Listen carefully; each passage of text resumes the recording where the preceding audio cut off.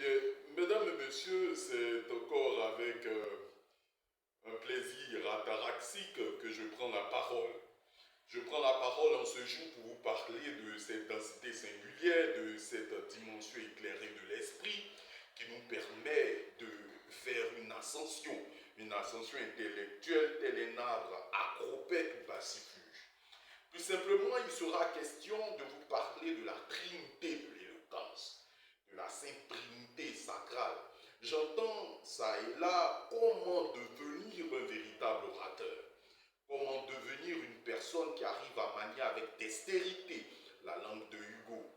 Eh bien, c'est tout simple. Il y a trois choses à respecter. La première des choses, on ne le dira jamais assez, on apprend par la pratique. Pour devenir un orateur, il faudrait tenter de s'exprimer en toutes circonstances, quels que soient les obstacles. Car au fur et à mesure que vous apprendrez par la pratique, au fur et à mesure que vous aurez de l'adversité, vous serez encore et encore plus bon. Donc la première des choses, c'est la pratique régulière. Le deuxième élément que je voudrais vous donner, c'est la mécanique de la pensée. Il y a un penseur latin qui disait cum libris loquor, ce qui signifie je m'exprime bien parce que je lis.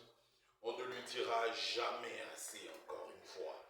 La lecture continuelle, lire, être dans le frémissement du génie des autres, être dans cette accoutumance à la pensée d'autrui qui vous permet d'avoir une mentalité plus élevée. Et enfin, vous savez, dans tout apprentissage, il faudrait une personne qui vous mène vers un horizon meilleur. Et cette personne, appelons-le un mentor, un coach, un maître, un professeur, mais on ne voit loin que lorsqu'on est juché sur les épaules de géants. Il vous faut cette personne qui vous accompagnera. Et alors, je me tiens à votre disposition pour vous suivre dans toutes vos prises de parole, qu'elles soient entretien d'embauche, qu'elles soient technique de vente, qu'elles soient soutenance de mémoire, discours, débat, toutes les fois où vous devez vous exprimer devant un auditeur ou un auditoire, je serai présent avec vous. Et si vous avez des questions sur tout ce qui a été dit, eh bien, je serai encore avec vous. C'est pourquoi je pars tout heureux, mais nous restons ensemble, car la musique qui suit Mozart, c'est encore du Mozart.